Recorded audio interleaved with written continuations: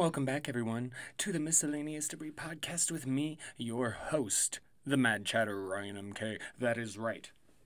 That is right. Thank you for joining me once again. Always much appreciated. Please give a follow, if you aren't already, on the Twitters, on the Grams, that stuff's at RMK Madness. At RMK Madness, please. And bear with me, but there's going to be a lot more miscellaneous debris coming. You see, as the football season winds down, I'm going to get a lot less busy with the fantasy football side of things, right? The writing and the podcasting. That's going to slow way the fuck down, which means more time for miscellaneous debris. And I've got some good ideas and some things I'm working on and building up. So I think it's going to be a lot of fun, huh? Walking into 2021, new president coming up, hopefully in due time, the COVID vaccine to peoples. 2021 is looking up compared to this year, right? And I will bring you more of the miscellaneous debris. That's right. But we just had Thanksgiving. I hope everyone's Turkey Day was well. We had a pretty good one here in the Madhouse MK. You know, the normal turkey, potatoes, stuff like that. Wife handled the desserts, made all sorts of different stuff. She got this pie crust and then put fruits and stuff inside and made little mini pies, like the pocket pies, like the ones you get from McDonald's, but way better. So good job to her. She did a lot of good stuff. Just me and the fam, you know, small thing. Like I said, me ma was here. I was thinking that, like, from Brad Pitt from Snatch. Me ma. Periwinkle Blue. On a caravan. What you want a caravan for? What's wrong with it? Not for me. It's for me ma. It's for me ma. Periwinkle Blue. Ah, what a good movie, Snatch. What a good movie. I haven't seen the most recent one by Guy Ritchie. I need to check his stuff out. You know, he came out with a really good one. It was a little while after Snatch, but called Rock and Rolla. And I really dug that movie. And the way it ended, there was supposed to be a Rock and Rolla 2, and it never happened. And it sounds like it's never going to, and that's a damn shame. Gotta hate when that happens. But yeah, all the normal stuff, sweet Hawaiian rolls. Oh, let's not already get the tongue twisted up, Mr. Chatter. Come on. Oh, sweet Hawaiian rolls, though. I do love those so much. I had lots of them. I'm just gonna say, lots of them. I love you, sweet Hawaiian rolls. And see, on Thanksgiving, we have a bit of a tradition that we developed. We're big board game fans, my wife and I. As a matter of fact, we had both pretty big collections when we got together, and then we combined them and have since added to it to make this ultimate mega board game collection. We've got this dresser in the garage just full of them. Piled up. I mean, the pile of games is as tall as me, okay? And it's the dresser, I don't know, 7-8 feet long. It's a lot of board games. And we continue to add to the collection. And now the kids are getting older. They enjoy the board games, so they have their own collections started. So a few Thanksgivings ago, we decided, well, we had the Christmas, and, you know, there's always, because we try and do a little something special for the kids on all the holidays. Like, even Valentine's Day, get them a little something, a little Valentine, you know, from us to them. We like to make them feel special. And the holidays are good time to make your loved ones feel special, right? Exactly. So, when we go to Thanksgiving, we spice it up a little bit for the kids. Because, you know, it's not like they're huge fans of turkey. Or at this point, they care very little of football. And really, that's kind of, again, the things for me. And they're far too young to be smoking weed, which is my other favorite thing on Thanksgiving. So, really, what do they have to look forward to? Well, we're going to play board games on Thanksgiving. That's right. So they can look forward to that. And every Thanksgiving, they will get a new board game. Yes, that's right. And they usually get one for Christmas, too. So they add a couple new ones to the collection each year. As do we. the parents, because my wife and we get a board game on Thanksgiving too. It's fantastic. So that's kind of a little tradition we started is on Turkey Day, we also get brand new board games. And so this year, a lot of stuff going on, the pandemic, we haven't been out and about as much. Usually we have a little more money, to be honest. And you know, we spend a lot of time like collecting things like throughout the year for this time of year, you know, because shortly, as particularly me, because you got Thanksgiving, then you got Christmas. My wife's birthday's in early January. Then you got Valentine's Day. And a couple weeks after Valentine's Day, my oldest son's birthday. Then a couple months later, the next kid's birthday. Then the next kid's birthday the month after that. And it's just blam. Mine's like in August, in the middle of nothing all by itself. Except for my other brother's birthday. But I digress. Getting really into the games. So this year, they weren't quite as, I will say, snazzy as they normally are, but we were able to get a couple of cool games, and the one the children got was this game called T-Rex Rumble. Now, this fucking game is pretty cool. Basically, you get these T-Rex arms, okay? There's like some crazy fan noise freaking out. Shh, shh. Can you hear it? That is totally not from our... That's got to be something going on in the neighbor's house. It's coming from like within the walls. Can you hear it? No, I'm not losing my mind. It's there. It's there. Hopefully it goes away. You suck, you jackass. Hey, it's not my fault. That sound is not my fault. But anyway, T-Rex Rumble. So it stopped.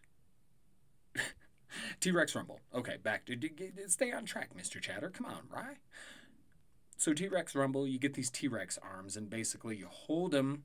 There's a little hole for your thumbs, and then your index finger and your middle finger have these little bar it grabs onto, and you pull the bar towards your thumbs, and it moves the claws, I guess I will say, of the T-Rex hands. And basically, you have to do different things. One of the things you have to do in the game is pick up these different foam pieces, and you have to stack them places and different things like that. So pretty cool game for the kids, and that's fun. And then for the adults, we got this game called Meltdown, which is also kind of a game for the kids, but it was we had to settle this year.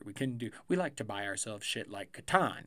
If you've never played Catan, it's one of the best fucking board games ever. Now, my good friend Caleb, one of my besties, dude showed me this game years ago, and I remember we went over to him and his wife's house, my wife and I did, for a game night.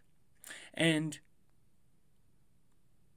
he brought out this game, and I was just thinking in my head, you've got to be fucking kidding me. Leave it up to Caleb to suggest some lame-ass board game. Damn it, Caleb. But Caleb came through. He starts explaining it. I'm like, okay, whatever. 15 minutes into playing, I'm like, babe, we got to fucking buy this game. It's fucking awesome. And it is. You basically go around, you have to build roads to get to certain spots, and then you can build like towns and stuff. And then to build these, you have to collect resources. Wheat, wood, brick. It's crazy. It just, I'm probably doing a shit job of explaining it, and it probably sounds like shit to you too. I don't blame you. That's how I felt. Then I played it. It's fucking awesome. So check that out. Catan. Please. Please. Good old board game tradition. Also, over Thanksgiving break, the 6-year-old, particularly in the last couple of days, discovered videos, like, as in making videos like I am for you now. It's not just a podcast, it's a video cast as well. So my son discovered, I can make videos on my pad. And that's been fun. Because it's connected to my phone and my pad, so now he's got a million fucking videos, and I can't delete them all. Because some of them are fucking cute. He's a smart little dude. He says some funny shit on those videos, so I gotta save him. But I cannot, not Keep those on my phone. I need the space. He's taking up all the space. It's fucking crazy. But it's cool to see him, hey guys, this video is going to be about the dinosaurs that I have in my room right here. Cool. I don't know who he's talking to. I think he wants to be a YouTube star. He could probably do it. But yes, we had a good turkey day, enjoyed the football, even though the games were kind of a little bit blowout-ish, if you know what I mean. Not the most competitive. And then the wife and I ended up, after board games, stuff like that, we ended up smoking and watching poker. Which, we got in a little bit of a poker phase a little while ago. Texas Hold'em, specifically. And we got one or two of the, poker apps on the phone, started playing that together, and started teaching her a little bit. And because she's never been that interested, but she decided, hey, I'm going to check out, it's kind of fun. I'm going to get a little better at it. And so we started doing some actual, poker with actual cards and chips, not on the phone, real life Texas Hold'em. And we would watch it occasionally, but we kind of dropped off. Hadn't played the game or watched any Hold'em hadn't been brought up in a while. And then last night we just were looking for something. Watched some poker and got back into it. Yeah, we should download those apps again. We should do some more poker. And I would love to play. And you know what? It sucks because it doesn't seem to be as popular as it once was. Like the World Series of Poker. That used to be fantastic. And it used to be on ESPN every year. Now, you got to find it online. And the one site I found, you had to pay to watch poker on there. I'm like, I'm not paying to watch poker. You're fucking out of your mind. They still do have the World Poker Tour on TV. On like Tubi and AT&T Sportsnet channel. Random shit. So you can still find it. But I don't know what happened. I still love it. And I used to know all the gamblers, the card players, and not so much anymore. A lot of unrecognizable faces. I haven't watched it as much as I used to. But I miss guys like Moneymaker, Chris Moneymaker, dude they called the Unabomber, who would always put his fucking hoodie up whenever he was in a big hand, zip it tight or pull, do a little drawstring, draw it tight. All you could see sticking out was his glasses. It was like Kenny from South Park. Legends like Cowboy and Doyle Brunson and is it Phil Hellmuth? There's there's some different Phils. Legendary Phils, but I think Hellmuth is the one that bitches and complains all the time. But I love me that poker. But I digress. As I was watching, we were watching poker, smoking, and they had some weird commercials on, some depressing type ones. It's like, why the fuck is this going on during poker, right? Like, that should No! be right? No, that's not what should be happening. But then we saw this one commercial, and it was an organ donor commercial. And it was very odd. You went away with mixed feelings watching this commercial. Because this guy dies, he's in the hospital, and then he sits up and he starts smiling and stuff. And it's like, you don't have to be sad that you died. Like, you can find happiness in death. Some shit like that. Like, what?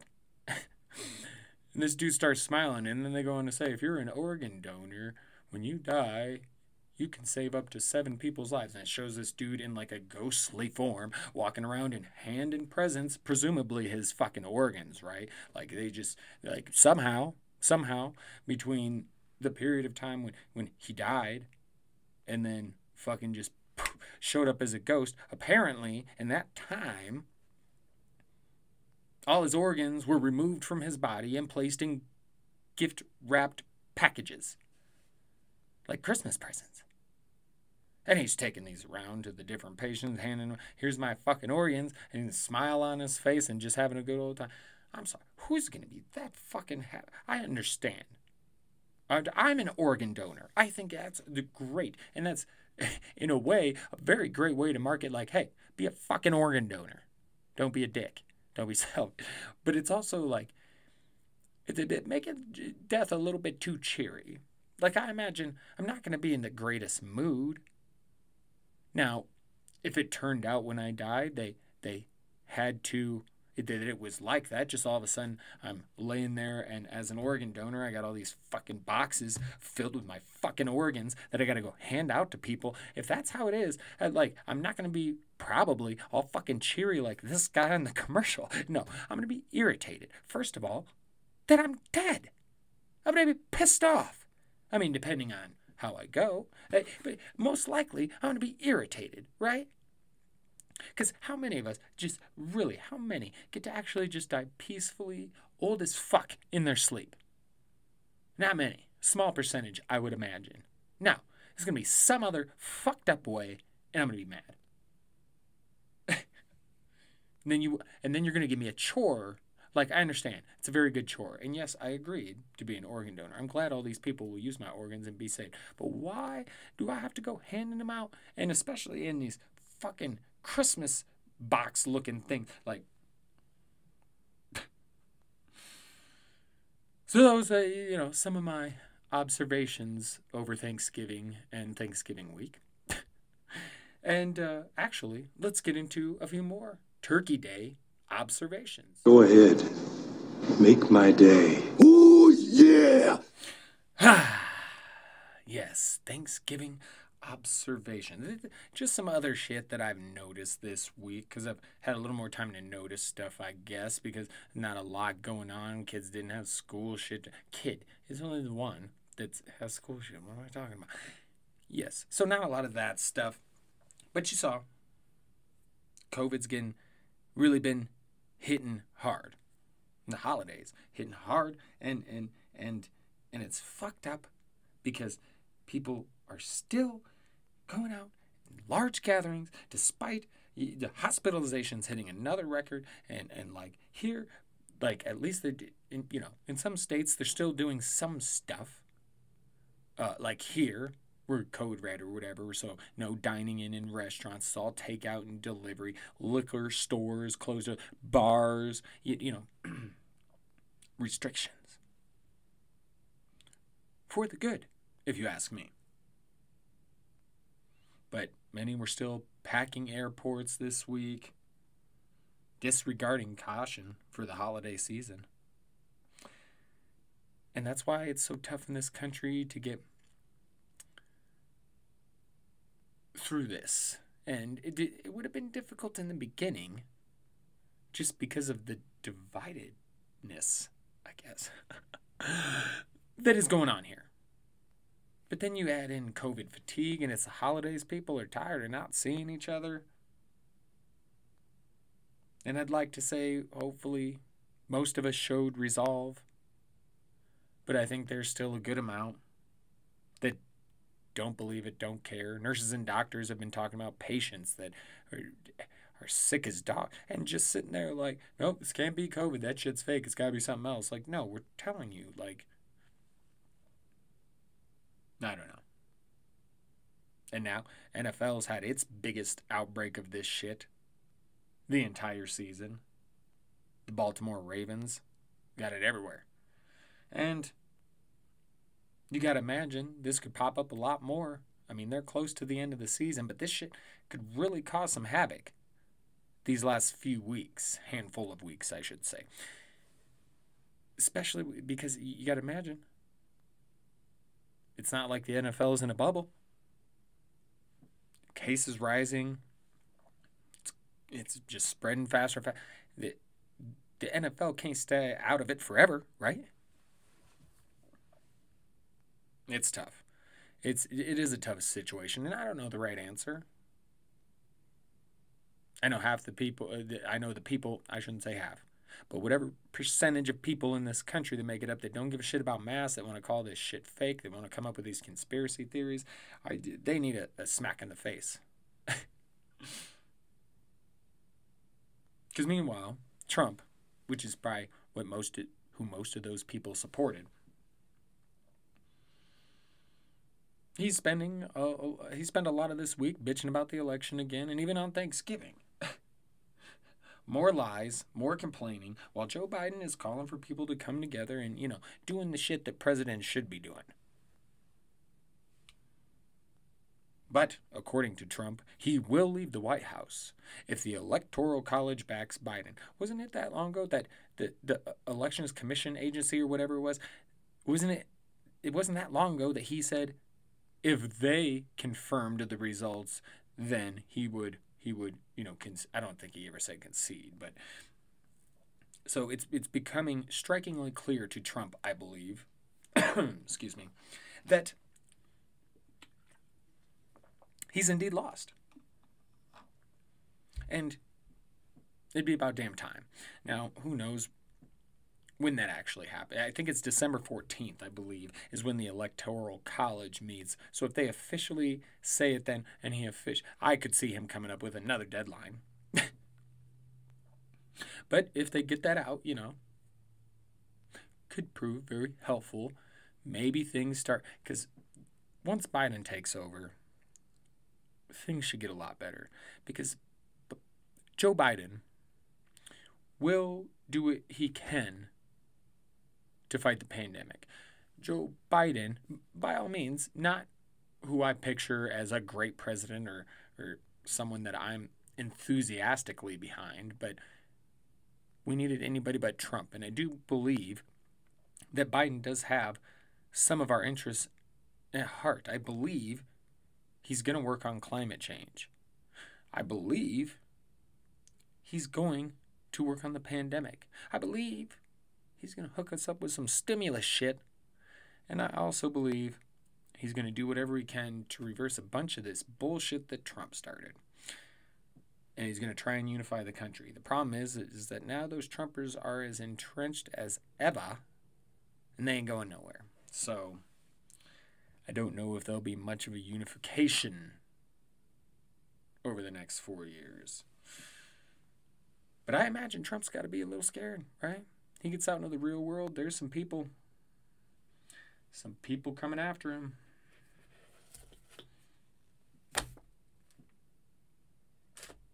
There is lawyers and courts, and he's got some issues he's going to have to resolve. And there's a good chance he gets in some trouble.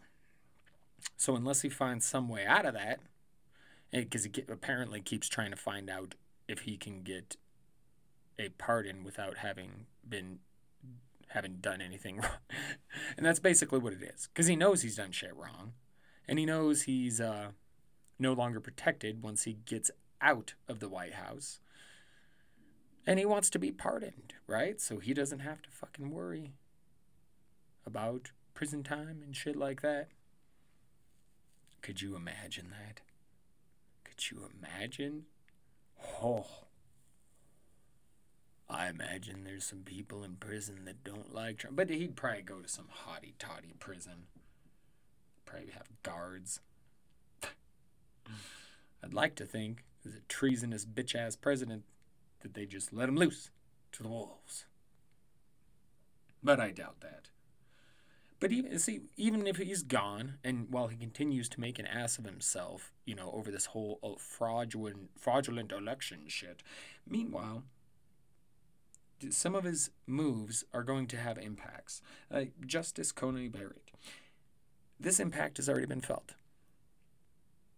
Supreme Court ruled to block restrictions, COVID restrictions in New York City pertaining to religious gatherings and whatnot. And not only that, but they're going to give emergency relief to like Catholic churches and shit like that. And what?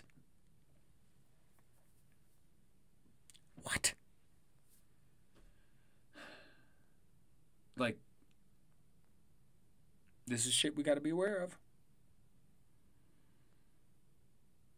And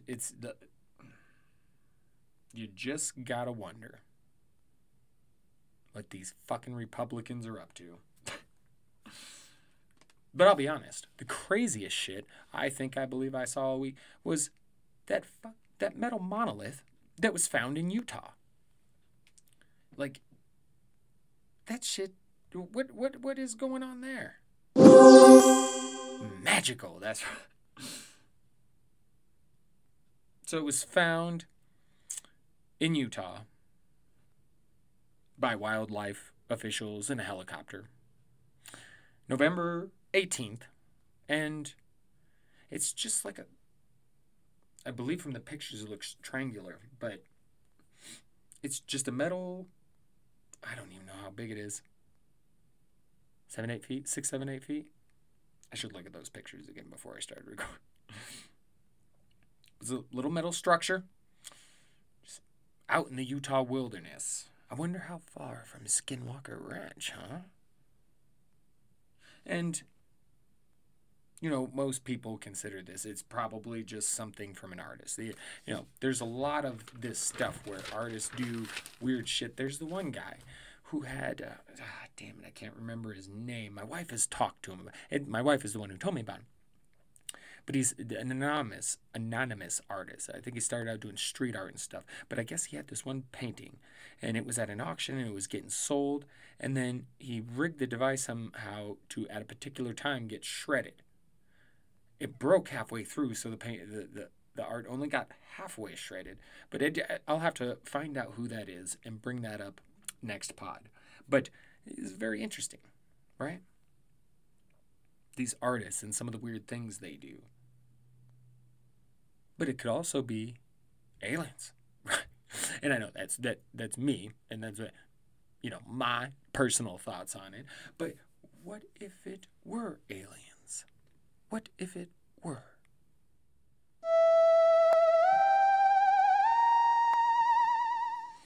I mean, it is an interesting question, right?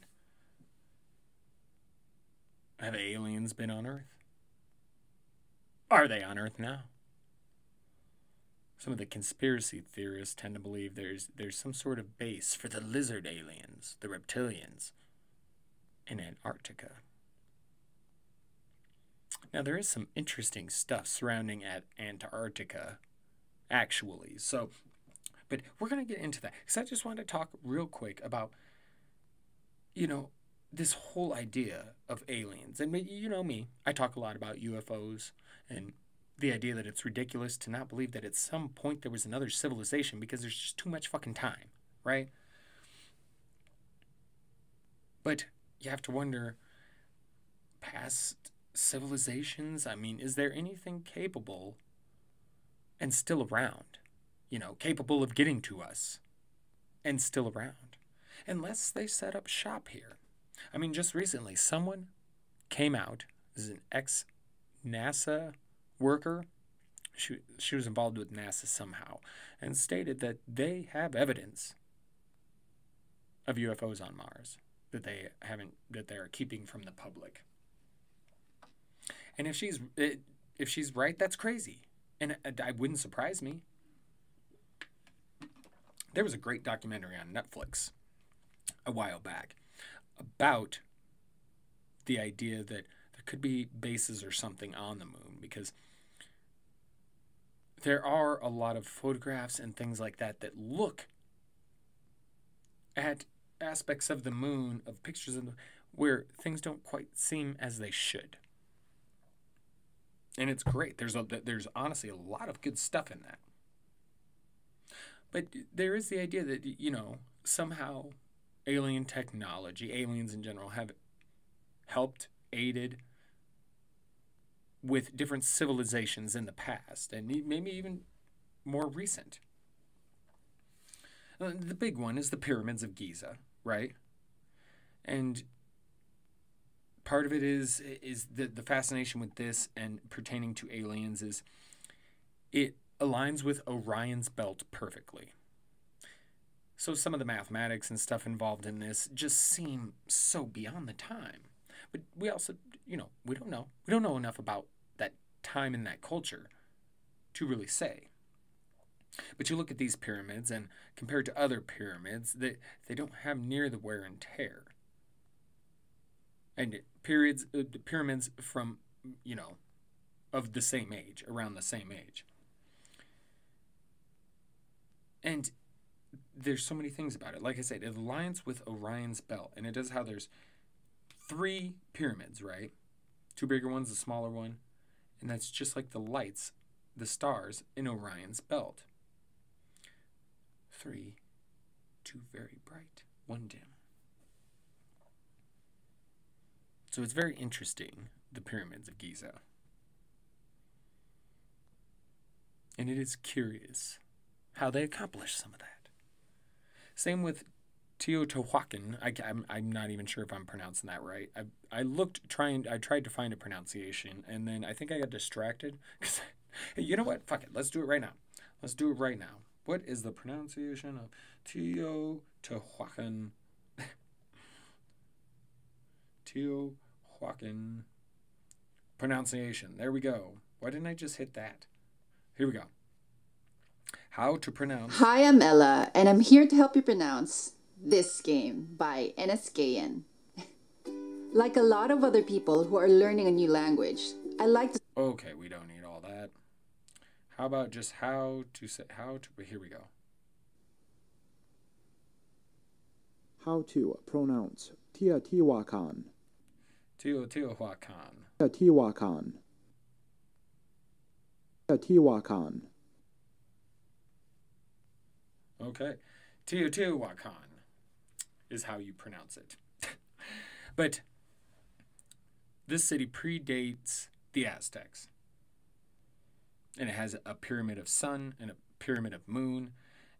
And it's not only are these pyramids mysterious, also pertaining to their alignment with the sky, but there's also tons of stuff about this place that's very strange. The citizens mysteriously disappeared. Nobody's figured out what's happened to them. So the fate of this city is just unknown.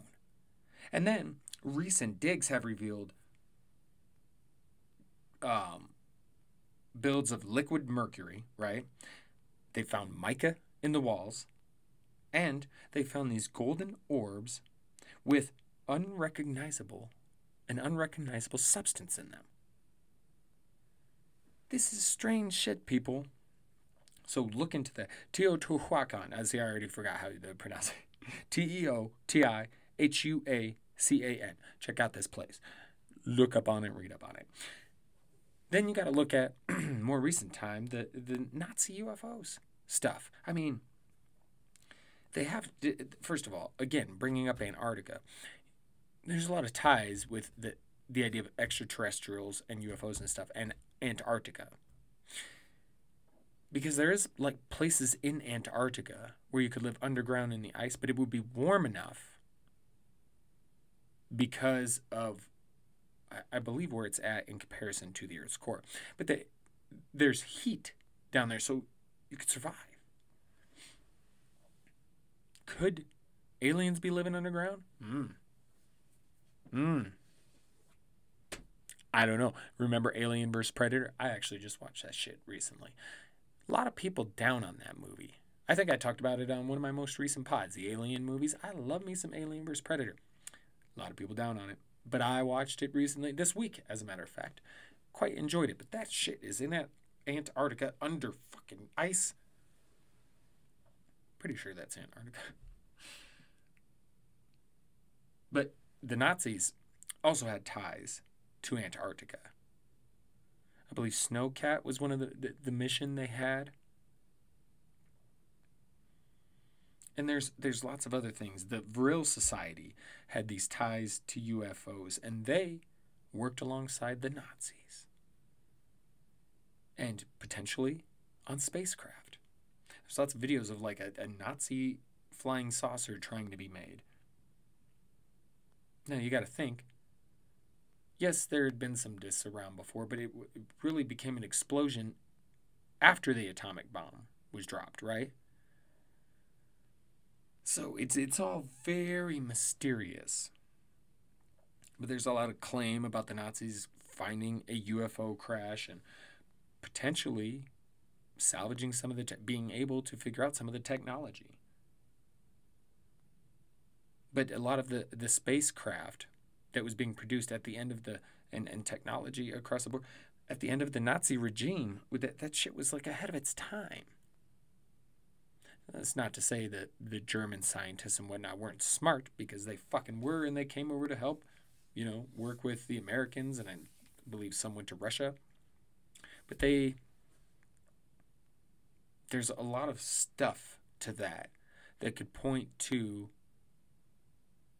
the potential of Nazis getting their hands on some alien technology.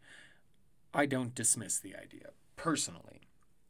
But there's a lot of this stuff. You got crop circles, those have been around forever. You look at ancient hieroglyphs, ancient art. I mean, there's lots.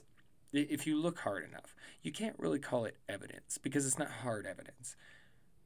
But there's lots of clues to really show that, throughout our history, there's a lot of clues to point out that, hey, this alien shit is for real. It's for real. It's fucking for real. So, and that reminds me, you should always think about, going to your Congress peoples and letting them know what you feel. Call them. Call. Because, and a lot of UFO activists, people that talk about this stuff, they'll say the same thing. And I like a lot of the legit ones, the ones that look at actual facts and things like that and aren't afraid to go, yeah, that's not a UFO. That's just a whatever, because they want the real shit. They don't want to waste their time on something that is explainable, and I'm with them. And they suggest, calling members of your Congress, let them know you want information about it's called UAP now, unidentified aerial phenomenon. So, unidentified, I believe. Aerial phenomenon. I know it's aerial phenomenon. Anyway, UAPs that you want to know. That you want to know. That's what we can do to kind of help get this shit declassified, right? To really get this rolling. That's what we're going to have to do. That is what we're going to have to do. Did I get rid of that fucking... I might have done that. Oh, no, it's all... Sorry. Just going off on myself. I was trying to find a particular sound effect because we got the end of the show coming up, and I can't find the damn one for it because I think I moved it, and I can't remember, but I think I found it. Anyway, yes. Speaking of leaving and getting out of here, because once again I need food and sleep. It's a running joke on at least my fantasy football podcast, which if you're into that sort of thing, you can check that out anywhere you find this one. So on my Twitters, on the Instagram, shit like that. Also on Apple Podcasts, yes. But before we go, I would like to remind you about BattleBots, because chances are I won't get to another miscellaneous debris until after the premiere episode, which is Thursday. That's right, a week from yesterday. 6 days away. Well, I guess this is, being recorded late Friday night. But it'll come out Saturday. So 5 days away from the premiere of BattleBots 2020. Should be a lot of fun. We're halfway through the best of the Super Juniors and World Tag League and New Japan Wrestling. We'll do some more sport update on the next pod. We'll look into that. And then, hey, we're on the road to Christmas, right? So everyone... be careful. I mean, Black Friday was tame as fuck. I mean, because most places were like, we can't have that shit this year. Can't have maniacs running around for one day, spreading all sorts of COVID all over the place. You know that shit would happen. So they just kind of make like a monthly Black Friday deals to kind of cut down on all the craziness. At least that's how it was done here. And I imagine, most stores, that's how they did it nationwide. So, but that's pretty cool because that made things, I'm sure, a little less stressful for shoppers. And, we still got some shopping to do. Christmas coming up, right? Like I said, on the road to Christmas. So make sure doing your decorating and all of that. And if you have to go out to shop, I would suggest online ordering. Because that's what we do, a lot of that online shopping now. I'm not going to lie. So hopefully you can get into a lot of that because that just makes things simpler. But if you have to go out, remember to just be safe. The weather, the COVID, all the stuffs. Take care of yourselves. So with that being said... May I please have your attention? The store will be closing in 5 minutes. Probably a little less than 5 minutes. But it's time to roll out. I do appreciate everyone joining and listening. And once again, do not forget to follow at RMK Madness on Twitter, on the Instagram. Please do, please do. I'm going to ramp up my social media activity. I think I'm going to get going again. Twitter's been a little less annoying lately, and it's not the, it's really the Trumpers. They drive me berserk. Absolutely berserk. But I digress. So once again, as always, please, give me I really didn't mean to say please there, so I was trying to figure out where I would go after the please. You know what? I think I need a little bit more marijuana. You know, it's been a long week. It's been relaxing in many ways. Not a lot going on, but it has certainly still been a long week. So, as always, much love to you all. Gonna get the hell out of here. Stay safe. Stay vigilant. Stay mad. Because the best of us are, right? That's right. I hope you have a great, great weekend. We shall chat again soon. And again, if you're into football, please do not forget to check me out. Check out my other podcast, the Fantasy Madness podcast. That's right. And once again, once the football dies down, and I'm sorry, I know we were just about to get out of here, but I wanted to mention this one more time. I do plan on ramping up the miscellaneous debris. I've got a few things happening in process, and we got a few ideas that I want to kind of try and approach. So I think I've got some good stuff coming up. So just bear with me. We'll get back to this again. I'll try not to make it till it's next Saturday before you get another one of these. But the plan is, at least for now, to get recording Thursday night, right after the BattleBots premiere. That's right. That's the plan. Tentatively the plan for now. So watch for that shit. Make sure you watch the BattleBots Thursday night, and then check out my pod on Friday. That's the plan. That's the plan anyway. So, okay. Now I'm done rambling. Once again, have a great weekend. We will chat again soon. Ta-ta for now. The Mad Chatter once again. Talk soon. Peace out. Laters. Mad Chatter. Getting the fuck out. Later, Madcaps.